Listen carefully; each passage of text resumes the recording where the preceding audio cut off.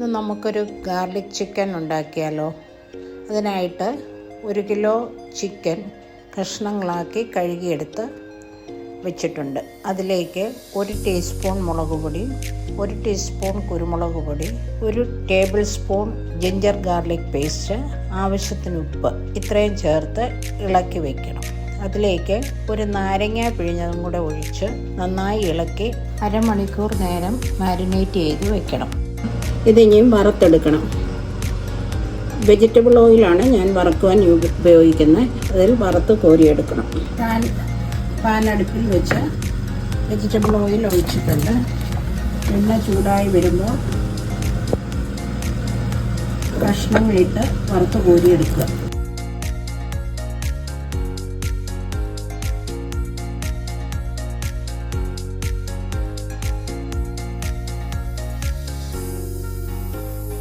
കറിക്കുള്ള മസാല റെഡിയാക്കാനായിട്ട് ഞാൻ 10 അല്ലി വെളുത്തുള്ളി ചോപ്പ് ചെയ്ത് വെച്ചിട്ടുണ്ട്. 6 പച്ചമുളകും ചോപ്പ് ചെയ്ത് വെച്ചിട്ടുണ്ട്. പാനിൽ എണ്ണയൊഴിച്ച് കടുകിട്ട് പൊട്ടുമ്പോൾ അതിലേക്ക് ചോപ്പ് ചെയ്ത് വെച്ചിരിക്കുന്ന വെളുത്തുള്ളി ഇട്ട് നന്നായി വഴറ്റണം. പച്ചമുളകും ഇട്ട് കൊടുക്കുക.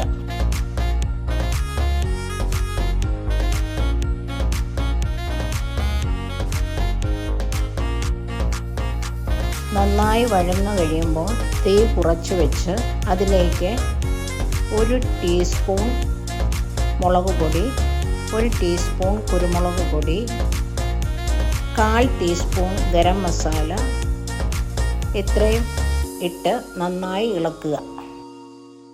ഇളക്കി യോജിപ്പിച്ചിട്ട് അതിലേക്ക് ചിക്കൻ ഇട്ട് നന്നായി ഇളക്കി ചിക്കനിലേക്ക് മസാല ഇളക്കി യോജിപ്പിക്കുക.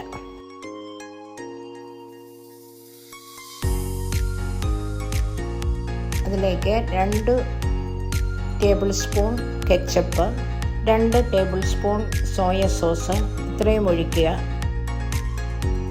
എന്നിട്ട് 1 സ്പൂൺ കോൺഫ്ലോർ കലക്കി അതും ഒഴിച്ച് നന്നായി ഇളക്കി